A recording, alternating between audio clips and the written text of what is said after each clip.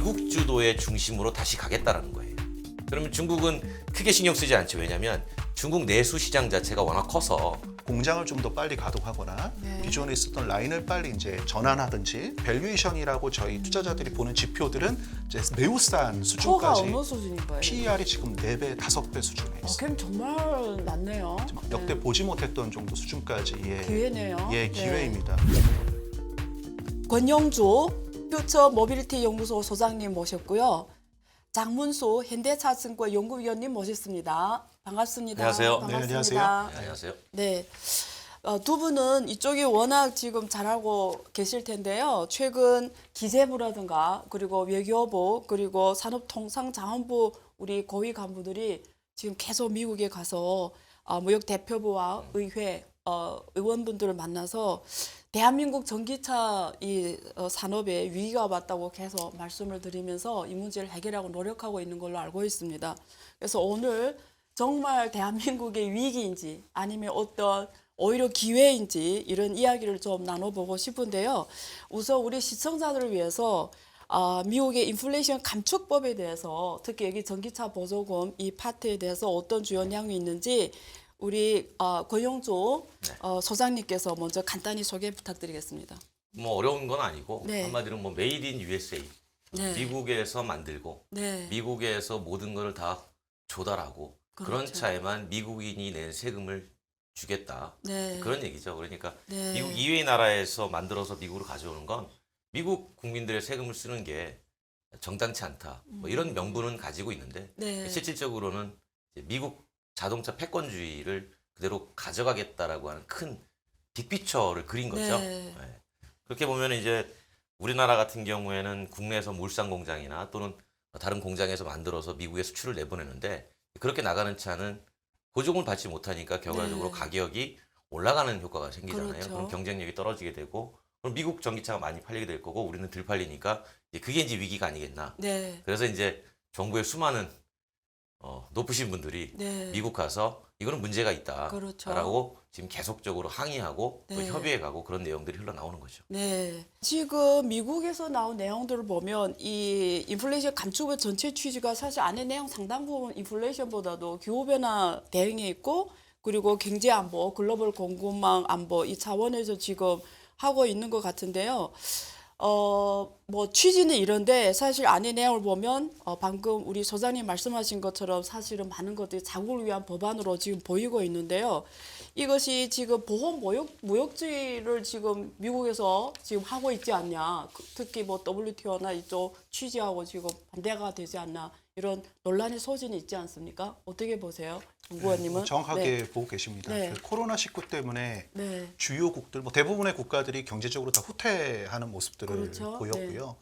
그런 부분들을 뭔가 부양책을 통해서 개선을 시켜야 하는데 그 명분으로 이런 그 탄소 중립이라든가 기후 변화라는 걸 앞세워서 내세우고 있는 것 같습니다. 그래서 기존의 그 화석 연료, 그렇죠. 네. 화석 연료 기반의 에너지 시스템을 재생에너지 기반으로 바꾼다라는 명목하에 여러 가지 인프라 투자라든지 안 그러면 그런 에너지원들을 활용하고 있는 다양한 이동수단, 구동수단들에 대한 변화들을 보증과 함께 지급하면서 국가의 경제적인 어떤 부를 이루기 위한 어떤 정책의 연장선상으로 이러한 내용들을 시행하고 있는 부분들이고요. 네. 화석연료를 가장 많이 활용하는 이 이용 수단 자체가 자동차가 사실 좀 상당히 큽니다. 실제로 맞아요. 미국 가솔린 수요의 거의 90% 육박하는 맞아요. 것이 바로 이제 자동차에서 그렇죠. 이제 네. 발생하기 때문에 화석연료를 버린다고 한다면 결국에 이제 전기차나 혹은 뭐 수소차로 가야 될 수밖에 없는 상황이고 이걸 빌미로 미국 안에서 생산하는 차량들에 한해서만 결국에는 이제 보조금을 지급하고 세제 혜택을 줌으로써 어떤 판매에 좀 유리함을 가져가게 하는 그런 네. 부분들로 좀 진행되고 있는 것으로 저는 이해를 하고 있습니다. 네. 근데 많은 분들이 사실 이 인플레 감축법이 중국을 견제하는 법안으로 많이 지금 알고 있잖아요. 그래서 거기에 뭐 중국이란 글자가 들어가지는 않았습니다만 어쨌든 보면은 일본 그리고 한국도 그렇고 EU도 그렇고 여기 차별 소지가 있다고 우리 연구원이 말씀하신 그래서 이렇게 제거하는 데 비해서 중국은 사실 의외로 되게 담담해 보이거든요. 혹시 중국은 뭐 어떤 영향을 미칠까요? 소장님 중국에 보시기에. 큰 영향을 미치는 건 별로 없죠. 네. 왜냐하면 네. 저는 이제 이걸 이렇게 봐요. 네. 그 위원님 잘 아시겠지만 네. 내연기관 시대 초창기 때 네. 기술은 유럽이 개발하고 네. 그거를 대량 생산해 가지고 산업을 엄청나게 키운 건 미국이었어요. 그래서 미국이 자동차 산업을 주도해서 근대 시기 한 100년 이상을 갖고 왔는데 말씀하신 대로 이제 에너지를 바꾸면서 동력 전환을 하는 시대에 중국이 한 10년 전서부터 전기차를 치고 나가기 시작했잖아요. 어차피 내연기관 기술 가지고는 글로벌에서 경쟁력이 안 되니까 그렇죠. 일찌감치 전기로 갈 거다라고 판단해가지고 전기차를 많이 밀었단 말이에요. 그렇죠. 그러다 보니까 중국이 전기차에 상당히 시작 자체가 좀 앞서 있어서 이제는 말씀하신 대로 친환경 에너지로 바꿔야 되는데 이 상황에서 미국 주도의 중심으로 다시 가겠다라는 거예요.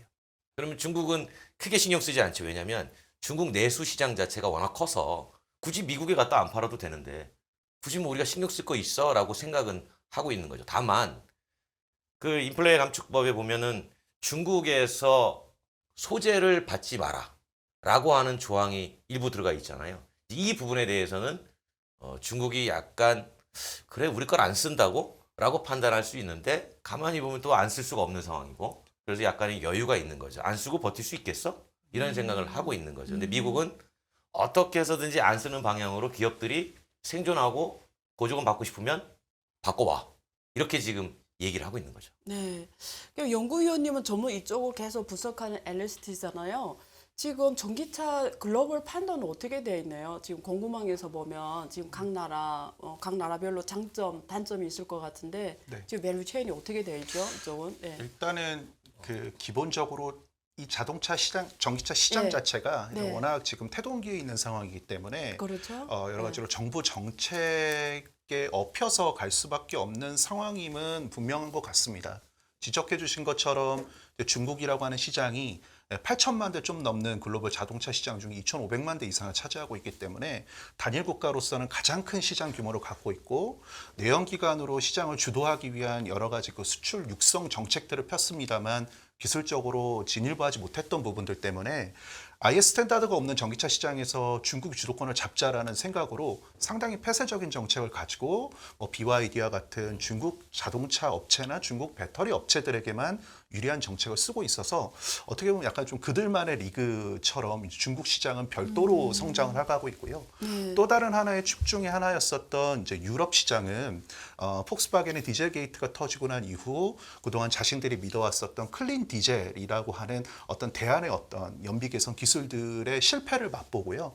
언발에 오줌 누는 식으로 이제 전기차로의 급전환을 꾀할 수밖에 없는 상황들 겪게 되었고 폭스바겐을 주도로 일부 고급 브랜드인 다임러 벤츠라든가 BMW가 주도하는 이제 전기차 시장을 독일 주도의 정책 주도와 같이 맞물리면서 플랫폼 개발이라든지 신차 개발로 관련돼 있는 밸류 체인을 이제 디벨롭 시켰습니다. 그렇기 때문에 이제 남아 있는 중요한 시장 중에 하나 이제 미국 시장을 두고 어떻게 대응할 것인지에 대해서 그 아시아 업체들의 이제 일본 업체들과 이제 한국 업체들이 대하는 애티튜드가 좀 달랐는데요. 일본 업체들 같은 경우는 기존에 이제 보유하고 있었던 하이브리드 기술이 어떤 과도기적인 결과적으로는 수소라든지 다른 대체 기술로 가기 전에 과도기적인 기술로서 내연기관의 기능을 좀 더 덧붙이는 어떤 형태로 연비나 친환경에 대응을 할 수 있을 거다라는 판단 때문에 고집이었죠. 그쪽 관련된 기술만 결국에는 파다가 미국이 바이든 정부 이후 어떤 정책적인 전환기를 맞이하면서 GM이나 포드 심지어는 스텔란티스까지 전기차 전환과 관련된 전략들을 강도 높게 하는 상황 속에서 일본 업체들은 계속 도태되는 모습들을 보이고 있는 상황이고요. 현대차는 어떻게 보면 그 강점이 없이 모든 기능들을 다 이제 대응하는 전략들을 취하고 있었습니다. 그래서 수소차부터 전기차, 플러그인 하이브리드 모든 기능들을 다 내재화 시켰고요. 일본 업체들이 보유하고 있는 특허들도 요리조리 잘 피해서 그 관련된 기능들을 모두 다 구색을 갖추고 있었습니다. 그 속에서 미국의 시장 전환을 함에 따라서 또 빠르게 태세 전환을 했고 대응을 하고 있었던 과정 중에 이번 그 인플레이션 감축법이 약간의 조금 그 전략의 변화를 요구하는 어떤 그런 상황을 맞이하게 했다라고 볼 수 있을 것 같습니다. 그러면 소장님 저는 궁금한 게 그거예요. 이게 지금 내년부터 실시가 되잖아요. 네네. 부품, 소재, 원자재 이쪽을 FDA 맺은 국가들 것만 써야 되고 생산은 미국에서만 해야 되고 이런데 그 법이 적용이 되면은 그동안 사실 많은 부품서 이런 게 중국에서 양극재, 음극재 이런 거 다 전 세계 글로벌 공급망이 한 80, 70, 90 중국이 하고 있는 걸로 알고 있는데요. 그러면 이거 실행이 돼서 못 받는 기업들이 더 많지 않나요? 미국 받는 현지 시장에서. 네. 못 받는 기업들이 더 많죠. 예. 그리고 실제로 배제되는 차종도 더 많고. 네. 이제 지금 여기서 우리가 봐야 되는 건 네. 기본적으로 미국에서 전기차를 팔 때 보조금을 받지 못하니까 네. 가격이 올라가는 효과가 생기잖아요. 그러면 일단 시장에서의 경쟁에서 좀 불리해지는 게 있을 거고 네. 또 한 가지는 조금 전에 말씀드린 것처럼 소재 조달을 중국 이외에 동맹국에서 하라고 하니까 그게 처음에 40%로 허용을 해줬는데 좀씩 늘어나잖아요. 그러니까 우리가 지금 할 수 있는 대책은 현실적으로 두 가지밖에 없어요. 하나는 정부에서 계속 미국과의 재협상, 뭔가 협상의 고리를 만들어가지고 그러니까 하나는 정치적으로 해결하는 거. 끊임없이 이거는 불공정이야라고 얘기해서 무언가를 받아내는 거. 그런데 네. 그 받아내는 게 쉽지는 않단 말이에요. 왜냐하면 이게 우리나라만 해당이 되는 게 아니라 일본도 해당이 되고 유럽연합도 해당이 되니까 하려면 다 같이 뭉쳐서 해야 되는데 여기서 우리만 미국이 예외로 인정해 줄 수 있느냐. 근데 이 부분을 그래도 예외로 인정해 달라라는 목소리를 계속 내기는 내야 되겠죠. 그렇겠죠. 네, 그래서 협상은 협상대로 가는 거고 네. 또 한 가지는 제조사가 그렇다면 가만히 있을 수 없잖아요. 네. 그 제조사 입장에서도 뭔가 대책을 찾아야죠. 그렇죠. 그러면 한국에서 만들어 미국 가는 거는 보조금을 안 준다 그러니까 가장 할 수 있는 건 뭐예요? 미국 가서 만드는 거예요. 네, 현지 생산. 네, 그런데 네. 미국 가서 만드는데 전용 공장을 만들려고 하니 한 3년 정도 기다려야 되잖아요. 네. 그러니까 그 공장을 최대한 땡겨서 만들되 그럼 지금 현재 있는 공장에서 만들 수 있다면 한 달라도 만들어서 미국에서 팔아야죠. 그게 이제 우리가 할 수 있는 유일한 대책이에요. 그러면 그만큼 국내 생산 물량이 미국으로 가야 되는 거잖아요. 여기에 대해서 이제 또 여러 가지 이견들이 있을 테니까 이게 이제 합의가 잘 돼서 가서 빨리 만드는 게 최선이에요. 우리 입장에서는. 그러니까 두 가지인 것 같아요. 우리 첫 번째 토론에서 그 지금 한국이 생각하고 있는 거 WTO나 FTA 네. 이런 조항을 요약했는지 그런 쪽으로 한번 제기하고 다른 하나는 미국 로비는 합법적으로 되잖아요. 미국 정계 로비라든가 이런 걸 통해서 이번에 보니까 캐나다, 일본이 뭐 이런 걸 통해서 좀 유리한 쪽으로 지금 받아냈다고 하는데 혹시 그런 가능성도 있는지 이 두 가지 보조 FTA나 WTO 그리고 기본 원칙에 부합되지 않는 거지 그리고 미국 정계 로비를 통해서 실제 우리 쪽에 유리한 걸 끌어낼 수 있는지 우리 연구위원님 어떻게 보세요? 이 두 가지는. 일단은 네. 법안이 발효까지 된 상황이기 때문에 네. 법안 자체를 바꾸는 건 현실적으로 쉽지 않다고 저는 알고 있습니다. 그렇기 때문에 말씀하신 대로 그 실무와 어떤 정책 사이의 간극을 메울 수 있는 여러 가지 부분들을 뭐 정부 대 정부 차원이나 그럼 정부들과 미국 정부 차원이나 그러니까 다른 국가들과 협력을 한다라는 거죠. 혹은 업체와 이제 국가 간의 그러니까 업체와 미국 정부 간의 어떤 그 협력을 통해서 얻어낼 수 있는 걸 얻어내야 된다고 저는 생각을 하고 있고요. 아까도 뭐 언급해 주셨지만 뭐 좀 우리나라에서 다 지도부에 계신 분들이 결국에 이제 미국 가갖고 얘기하시는 부분들도 결국에는 그 모호한 부분들이 있거든요. 그러니까 FTA를 그동안 이제 맺어왔었던 부분들을 엎어서 사실 이제 발효된 법안의 내용들도 있기 때문에 기본이 되는 그 세계 무역과 관련된 이 법 안에서 오해 소지가 있는 부분들을 이제 좁혀나가는 건 저희 한국 정부와 미국 정부 간에서 풀어가야 될 부분들이고 네. 뭐 일본이라든지 뭐 한국이라든지 유럽 업체들도 마찬가지로 이런 그 인플레이션 억제법 때문에 배터리 소재 조달과 관련된 부분들에는 마찬가지로 어려움을 아마 겪을 겁니다. 그렇기 때문에 정부들 간의 연합을 통해서 실제로 좀 이 그 실무와 이 정책이 제시하고자 하는 의도에 뭔가 좀 간격이 있다라는 부분들을 계속 이제 어필하면서 좁혀가야 될 부분들에 대해서 저희가 좀 고려를 해봐야 되는 거고 이제 회사 내부적으로 저희가 이제 내부적으로 이제 할 수 있는 부분들을 언급해 주신 대로 공장을 좀 더 빨리 가동하거나 네. 기존에 있었던 라인을 빨리 이제 전환하든지 아니면 그 최근에 이제 언급된 부분들은 30만 대 생산 공장을 짓겠다라고 했었던 걸 50만 대로 상향 조정했거든요. 일종의 카드 패를 하나 보인 거라고 저희는 생각을 합니다. 어쨌든 물리적으로 공장 짓는 데 들어가야 되는 시간을 더 당길 수는 없으니 그 시간은 시간대로 두되 우리가 원래 투자하기로 한 속도라든지 수준을 좀 더 높일 테니 그 이전까지의 기간 동안 뭔가 좀 소급 그렇죠. 적용될 수 있는 부분들에 대해서 좀 좀 넓을 혜택을 때. 100% 달라라는 네. 식의 내고가 아마 좀 가능해지지 않을까 이런 네. 부분들이 저희는 기대되는 부분들입니다. 네. 사실 이런 거 보면 네. 참 안타까운 측면이 없지 않아 있어요. 그죠? 우리 그 잘 아시겠지만 전기차 중국에서 한때 수출 관세를 내매도 불구하고 수출한다고 했을 때 네. 중국도 삼원계 배터리로 보조금을 막았잖아요. 네. 배터리로 막았고 미국대로 막고 네. 많이 만들어서 해외로 수출을 해야 되는 우리나라 입장에서 보면 시장이 큰 나라들이 보호무역으로 막 돌아서는 거 네. 이게 참 달갑진 않죠. 네. 근데 지금 각장 걱정하는 건 뭐냐면 이러다가 유럽연합까지 자칫 야 우리도 그냥 유럽연합에서 전기차 만들어서 유럽 소비자만 충분히 지원금 그럴 주고 수 있죠. 네. 우리도 이렇게 하자라고 그렇죠. 하면 우리는 큰 3대 시장이 다 막히는 거예요. 그렇죠. 그게 이제 가장 네. 걱정되는 우려스러운 건데 거죠. 네. 이게 참 어떻게 보면 전기차로 산업이 전환되면서 그 전기차 초창기에 산업 주도권을 갖고자 하는 나라들이 대부분 시장을 네. 크게 쥐고 있는 나라들이 그렇죠. 경쟁을 하다 보니까 네. 여기에 딱 중간에 우리가 끼어서 안타까운 상황들이 많이 벌어지고 있어요. 그런 거 보면 좀 아쉽긴 해요. 네, 그래서 소장님 이제 지적하신 것처럼 지금 가격 차이가 벌어질 수밖에 없잖아요. 그렇죠. 그래서 지금 현대차 아이오닉과 미국 테슬라와 포드의 전기차 가격을 지금 비교해 보면 지금 차이가 어느 정도 날 것 같아요. 지금 보조금 이렇게 보조금 자체가 네. 한 400만 원 되니까 네. 그냥 동일하게 한다고 해도 네, 그 이상은 나게 되는 거죠. 네, 이를테면 현대차 입장에서는 그냥 가격이 한 1,500만 원 올라가는 거예요. 어느 날 갑자기 하루아침에. 그럼 1,500만 원 올라가면 전기차를 구매하는 사람들이 영향을 안 받을까?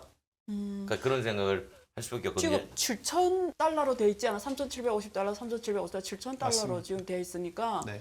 그걸 다 풀로 받는다고 했을 때 원화로 한 그게 지금 한 1,000만 원 차이 1,000만 원 조금 넘죠. 1,000만 원 좀 배터리 넘죠. 보조금까지 다 예, 하면, 다 하면 1,000만 1,000만 원 원 조금 넘는데 차이가 굉장히 크죠. 그럼요. 그렇죠? 예, 근데 엄청 실상 크네요. 그 언론 보도 통해서 나오고 네. 있는 내용들을 또 일부 또 종합을 해보면 네. 그 가격에 제한이 걸려 있고요. 네. 그 소득 수준에 제한이 걸려 있습니다. 그러니까 그게 5만 달러 세단의 이하. 경우는 예. 5만 5천 달러 5만 이하여야 5천, 되고 예, 예. SUV나 픽업 트럭 밴과 관련된 8만, 경상용 예, 차는 맞습니다. 8만 불 이상이고 맞습니다. 개인 소득의 경우는 15만 15만 불 불. 예, 예. 이 한계가 있기 때문에 사실 이 세 가지 조건을 모두 만족할 수 있는 차가 사실 뭐 GM의 일부 차종하고 포드 일부 차종밖에는 사실 이제 없는 상황입니다. 테슬라는 다 부합되는 것 같은데요. 모델 Y하고 모델 3가. 근데 가격이, 예, 가격이 그래서 5만 아래로. 근데 그게 예. 이제 베이스 트림이고 아. 기본적으로 구매하는 차량들은 이제 롱레인지라든지 이런 것들을 보통 구매하시기 때문에 네. 제품의 성격들에 따라서 또 달라지는 부분들이 네, 있습니다. 네, 일반적으로 네, 전기차를 구매하시는 분들이 네. 상대적으로 경제적으로 좀 어려우신 분들보다는 여유 있는 분들이 그렇죠. 구매하는 경향들이 많기 때문에 네. 이런 부분들은 이제 동시에 만족하는 할수 차량이 없다라는 취지의 언론 보도들이 있었고 네. 누구를 위한 이 세제 혜택이냐라는 피드백들도 일부 있었기 때문에 좀 그런 부분들도 눈여겨봐야 될 부분이라고 생각이 들고요. 이런 혜택을 가장 많이 볼 거라고 생각됐던 기업들을 저희가 좀 이야기를 해보라고 네. 하면 미국의 생산을 가장 많이 하고 있는 포드 포드. 전기차 전환과 관련된 부분들의 네. 그 강도 높게 정책 전략을 얘기했던 있고, 기업이고요. 그다음에 보조금 20만 대 그 한도 상향에 뭐 임박했거나 넘어선 네. 테슬라나 네. GM 그다음에 그렇죠. 플러그인 하이브리드 포함이 되기 때문에 그렇죠. 이제 도요타 그렇죠. 있고요. 맞습니다. 지난 9월 달에 미국 전기차 공장 가동이 들어갔던 폭스바겐 요 5개 기업 정도가 당장 수혜를 볼 거라고 예상됐던 기업이거든요. 네. 근데 이들 업체들 중에서도 이런 보조금의 수혜를 충분히 받을 수 있는 모델들은 GM과 포드의 경우 거의 2024년에 집중 출시가 될 것으로 예정이 되기 때문에 미국의 현대차 공장이 가동되는 2024년 10월까지를 기준으로 놓고 봤을 땐 실제로 수혜를 못 받는 기간은 1년이 채 안 된다라고 네. 또 볼 수 있는 그렇게 부분들도 볼 수 있습니다. 있네요. 그러면 주식을 우리가 투자자 입장에서 이 문제를 보면은 주식을 혹시 투자사에서 이제 말씀하신 그런 주식에 좀 기회가 오는 건가요? 저희는 네. 있다고 보고 있습니다. 왜냐하면 그 자동차 산업 전반과 네. 부품사들의 실적들을 봤을 때 네. 작년 4분기 이후로 네. 자동차 가격이 인상되면서 좋은 실적들을 꾸준히 내고 있고요. 시장의 이익 기대치도 계속해서 높아지고 있는 상황입니다. 그럼에도 불구하고 주가는 사실 크게 오르지 않았기 때문에 소위 말해 이제 밸류에이션이라고 저희 투자자들이 보는 지표들은 이제 매우 싼 포가 수준까지 어느 수준인 거예요? PER이 지금 4배, 5배 수준에 있습니다. 그럼 정말 낮네요. 지금 말도 안 되게 말도 안 돼. 낮다고 네. 말씀드릴 수 있을 정도로 그러니까요. 역대 네. 보지 못했던 정도 수준까지의 기회네요. 예, 네. 기회입니다. 그런데 실상 이익은 더 눈높이가 더 높아지고 있고요. 환율 최근에 좋지 않습니까? 그렇죠. 판매도 좋아지고 있고요. 그렇죠. 더 좋아지고 있는데 반해서 이 PER, 이 좋아질 수 있는 기회를 저희가 이제 전기차로 보고 있었는데 이번 인플레이션 억제법이 어떻게 보면 최악의 어떤 그 시나리오를 던져준 셈이거든요. 그러니까 너네 보조금 없다, 네. 세제 혜택 없다. 여기서 더 나빠지려면 한국에서 만든 현대기아차는 반덤핑이라 돈을 더 내야 된다, 벌금 네. 내야 된다. 이게 아니면 네. 더 나빠질 수가 없습니다. 그렇죠. 그렇기 때문에 뭐 미국 공장이 좀 당겨진다든지 아니면은 뭐 꽤 정치적으로 그렇네요. 뭔가 해결할 부분들이 있다면 주가는 위로 튈 가능성이 저희는 더 높다고 보고 있고요. 네. 저희가 기대하는 전략들은 가장 현실적인 게 공장을 좀 당겨짓는 부분들이고 이런 부분들은 곧 시그널이네요. 배터리 업체나 부품 업체들을 설득해야 되는 부분들이 네. 반드시 선행되어야 되기 그렇죠. 때문에 최근같이 이렇게 금리도 많이 오르고 달러도 많이 올라서 투자하기에 사실 적합한 환경은 아니거든요, 미국에. 맞습니다. 네. 그런데 그런 회사들을 붙잡고 현대차와 기아가 야, 미국 공장 좀 한 6개월만 빨리 짓자라고 얘기를 했을 때 누가 더 뻣뻣하게 대할 것인지, 누가 조금 더 유리하게 계약 관계가 이루어질 것인지를 좀 생각해 보시면 또 한편으로 또 어떤 투자가 조금 더 상승의 여력을 높게 가져갈 수 있을 것인지 쉽게 판단이 가능하실 것 같습니다. 한국 배터리 업체들은 이번에 어떤 영향 받을 것 같으세요? 연구위원님 보시기에는? 일단은 네. 배터리 업체들이 미국에다 공장을 많이 지어놨어요. 근데 그 공장들의 꼬리표가 다 달려 있습니다. 네. 뭐 LG 에너지 솔루션이 네. GM과 같이 합자사를 만들어서 했다든지, 안 그러면 뭐 스텔란티스나 포드 뭐 이런 업체들과 각 그 한국의 배터리 업체들이 서로 이제 합자사의 형태로 생산 능력들을 구축해 놨기 때문에 사실 매우 안정적으로 가져갈 수 있는 부분들이고요. 그 자동차용 공장 라인을 세워서 가동하는 데까지 걸리는 시간이 한 1년 반 정도, 한국은 좀 빨라서 한 1년 반 정도 걸리거든요. 근데 배터리 공장 같은 경우는 그보다 좀 더 호흡이 깁니다.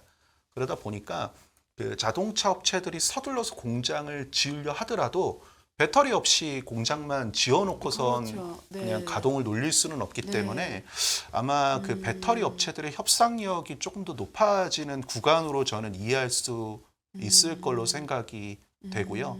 자동차 보조금을 일반적으로는 자동차 업체에게 어떤 모델들을 특정해서 줬었던 과거와는 다르게 배터리와 자동차를 분리해서 줬다라는 부분들도 배터리를 또 하나의 또 그 뭐 중간재 성격이라든지 뭐 이런 성격보다는 또 하나의 또 특성화된 제품으로서 전략적인 제품으로서 국가가 또 인정했다라는 부분들도 어떻게 보면 배터리는 결국엔 커머더티가 될 거거든요.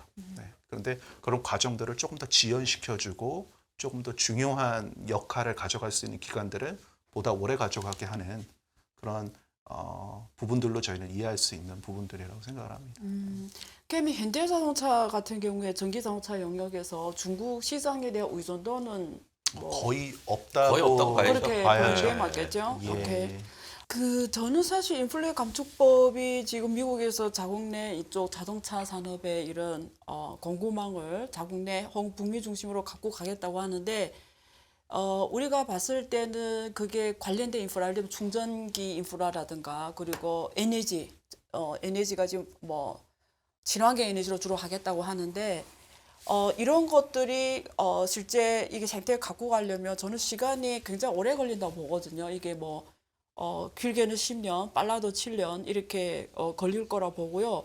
근데 미국의 이 민주주의 정치라고 하는 걸 보면 대통령이 4년 임기잖아요. 네. 그리고 만약에 트럼프가 또 2024년에 돌아온다고 하는데 어쨌든 공화당이 그러면 거긴 또 친환경 문제에 대해서 사실은 굉장히 네거티브 하잖아요. 그렇죠. 자, 그랬을 때 지금 하는 이 인플레 감축법이 시행에 있어서 지속 가능한 거냐 어떻게 보세요? 네, 그래서 그런 얘기 나오잖아요. 네. 중간선거 이후에 네. 어떻게 될지 모른다고. 지금 일단 중간선거용으로 내놔서 지지율이 올라갔으니까 바이든 대통령의 지지율이 올라갔잖아요. 올라갔으니까 일단 다른 나라의 불만들은 일단 모르겠어. 오케이. 네. 얘기는 해주는데 네. 이야기는 들어줄게. 근데 네. 선거까지 가보자. 네. 그런 다음에 선거에서 만약에 이제 뭐 문제 없이 됐다 그러면 자 다시 한번 열어보자. 문제가 뭐야? 이런 게 있어? 그래 이건 받아줄게. 네. 이렇게 충분히 될 수 있는 가능성이 있다라는 거죠. 그래서 중간 선거까지 이제 보자고 하는 거고. 네. 저는 이제 그 네. 선거를 떠나서 네. 사실 전기가 우리 주변에 없었던 게 아니고 이미 가정이나 산업에서 쓰고 있었던 거잖아요. 그게 이제 수송에 이제 들어오는 과정이지 않습니까? 그러면 수송에 들어와서는 좀 방식이 조금씩 달라지잖아요. 전기를 쓰는 건 똑같은데 여기에 대해서 여러 가지 인프라나 그런 관련 산업들이 이제 같이 발전을 해줘야 될 텐데 개인적으로 보면 전기차는 잘 만드는데 아직까지 우리는 발전 방식은 여전히 과거의 전통적인 방식에 매몰돼 있고 그렇다고 신재생 에너지를 열심히 투자한 지역에 가보면 그 만든 에너지를 어디 쓸 데가 없어가지고 그냥 버리고 있고 네. 그러니까 이런 것들 즉 지나치게 전기차로 가는 거는 다 동의를 하는데 네. 이동수단이 많아지면 거기에 맞춰서 탁착착착 맞춰서 가야 되는데 어느 한쪽만 부풀어가는 좀 발달되지 균형적이지 않은 네. 그런 발전된 모습들은 사실은 정책적으로 잘 조절이 좀 돼야 될 텐데 우리가 네. 그게 좀 약한 것 같아요. 좀 기업 입장에서도 네. 볼 필요가 있을 것 네, 같은데요. 오바마 정부 때, 트럼프 정부 때, 지금 바이든 정부 때 자동차 업체들의 스탠스를 좀 보면 되게 네. 흥미로운 부분들이 있습니다. 네. 오바마 때는 기업 평균 연비 카페를 시행하면서 연비를 올리자라고 자동차 업체들에 얘기를 했더니 GM, 포드 그때 당시에는 뭐 그 피아트 크라이슬러 엄청나게 반발을 했어요. 네. 우리가 어떻게 여기서 더 연비를 더 그렇죠. 난리 올리느냐? 차는 점점 더 커지고 그러는데 왜 연비를 더 좋게 하려고 하냐? 반발이 심했습니다. 근데 트럼프 정부 때 와서는 그런 것들 다 없다라고 맞아요. 얘기를 기름 했죠. 많이 써. 네. 뭐 기름 맞아요. 펑펑 써. 그때 이제 조용히 있다가 그렇죠. 지금 바이든 정부 때 와서 그 전기차로 전환하자라고 얘기를 했더니 흥미롭게도 GM, 포드, 지금 스텔란티스가 다 두 손 두 발 들고 환영을 하고 있어요. 네. 그러니까 이것은 기업의 기업 활동, 경영 환경을 놓고 봤을 때도 정책과는 좀 더 무관하게 이 탄소 중립이나 기후 변화에 대한 그 트렌드 자체가 생각보다 길고 명확한 방향성을 갖고 있다라는 생각을 했기 때문에 결정한 전략적인 판단이라고 좀 보고 있고요. 이게 상대적으로 미국 업체들이 이 태세 대응이 늦은 편이었었거든요. 그러니까 유럽의 사업이 조금 더 잘 되고 있었다라고 하면 조금 생각이 달랐을 때, 왜냐하면 중국은 그 퀄리티에 대한 허들이 상대적으로 좀 낮고 정치적으로 풀어갈 수 있는 부분들이 많았기 때문에 이건 좀 약간 다른 영역의 문제였고, 유럽은 아무리 그걸 정치적으로 풀어도 제품의 퀄리티가 떨어지면 소비를 하지 않기 때문에 결과적으로는 허들이 높은 시장이라고 볼 수가 있는데, 가장 대표적인 미국 자동차 기업이라고 볼 수 있는 GM이 오펠과 폭스홀 미국 유럽에 있는 자동차 법인들을 다 매각을 했어요. 그러니까 손절을 한 거죠. 쉽게 네. 얘기를 하면. 그래서 전기차에 대한 이 대응이나 스탠스가 되게 늘어질 거다라고 봤었는데 바이든 정부 바꾸자마자 그 판유동성을 가지고 엄청나게 돈을 쏟아부으면서 전기차 전환을 했단 말인 거죠. 이거는 저희 뭐 기업을 계속 분석하고 있는 제 입장에서 봤을 땐 상당히 네. 조금 이례적인 부분들이라고 네. 볼 수 있고, 자동차를 바라보는 뭐 여러분들에게 시사하는 바도 매우 컸을 거라고 저는 생각을 하고 있습니다. 저는 굉장히 좋은 말씀인 것 같아요. 그러니까 지금 이게 정부의 뭐 공화당이냐 민주당이냐 상관없이 기업들이 그런 친환경 차에 대한 인식이 확실히 돼 있고, 네. 그리고 모빌리티 흐름에 대해서 확실히 인지가 돼 있고, 미국이 오히려 기업들이 전통 기업들이 원래 뒤처져 있는데 이쪽으로 훨씬 더 전략적으로 지금 포지션을 갖고 간다는 말씀으로 저는 이해가 되거든요. 그럼 마지막으로 저는 우리 대한민국 기업들을 위해서 두 분께 공동의 질문 드리고 싶습니다. 그래서 미래는 모빌리티 시대고, 그리고 지금 앞에 말씀하신 대로 1km나 5km 이 차이에 지금 지나지 않은 이 신생 시장에서 전통 자동차 기업들, 특히 한국은 자동차 산업이 주도 산업이고 미래에서 가장 중요한 산업이기 때문에 두 분께 여쭤보고 싶은 거는 미래 차원에서 한국 기업들이 우리가 전략적으로 미래 10년, 20년을 바라봤을 때 어떤 전략을 해야 된다고 두 분 모두에게 제가 질문 드리고 싶습니다. 우선 우리 소장님께서 먼저 기업들 차원에서 앞으로 어떤 전략을 갖고 가야 되는지 미래 준비하는 차원에서 말씀 부탁드릴게요. 보통 이제 이런 질문을 하면 네. 뭐 거창하게 그렇죠. 앞으로 뭐 어떻게 되고 어떻게 되고 이런 얘기 많이 하잖아요. 네, 네. 저는 그런 얘기보다 네. 제조업은 물건 팔아서 수익 내는 게 가장 최선 네. 아닙니까? 네. 그러면 물건 잘 만들어서 잘 팔아야 되겠죠. 네. 그러면 그런 고민을 가장 기본적으로 해야 되는데 문제는 이제 어떤 물건을 만드느냐가 달라지는 거죠. 네. 과거에는 그냥 내연기관 가지고 만들었는데 이게 이제 전동화 시스템을 가지고 물건을 다시 만드는 거잖아요. 새롭게 만들다 보니까 이 전동화 시스템이 실제로 시장에서 소비자에게 얼마나 잘 어필이 될 것인가를 같이 고민을 해줘야 되고 동시에 과거에는 이동수단을 만들어서 그냥 팔기만 했는데 이 사람이 전동화 모델을 샀을 때 어떻게 전기를 갖다 쓰게 만들어주지? 라는 일종의 에너지 공급까지 걱정을 해야 되고 전체 공급망을 다 공급. 그렇죠. 예. 그다음에 에너지 공급을 걱정하다가 그 전기를 뭘로 만들어줘야 되지? 네. 여기까지 이제 발전까지 고민을 하게 되잖아요. 그러니까 결국은 말씀하신 것처럼 에너지를 만들고 유통시키고 그 유통시킨 에너지가 실제로 시장에서 소비가 되는 이동수단을 만들어서 공급해주고 네. 이 망을 누가 먼저 잘 갖춰가느냐가 상당히 중요한 핵심 요소가 되는 거죠. 아, 좋은 말씀입니다. 우리 연구위원님 어떻게 보세요? 네. 저는 뭐 10년 뒤에 기업이 생존해 있으려면 네. 고객이 누구인지부터 다시 좀 고민을 고객 해야 정의. 되고 네. 그리고 어떤 부가가치를 창출할 수 있는지에 대해서 보다 원론적으로 고민을 해야 된다고 생각이 들어요. 아까 교수님께서 말씀을 해주셨지만 그 기본적으로 자동차라고 하는 것이 예전처럼 갖춰져 있는 인프라에서 이용만 하기 위해 만들어진 제품이라는 거에서 이제 벗어나고 있고요.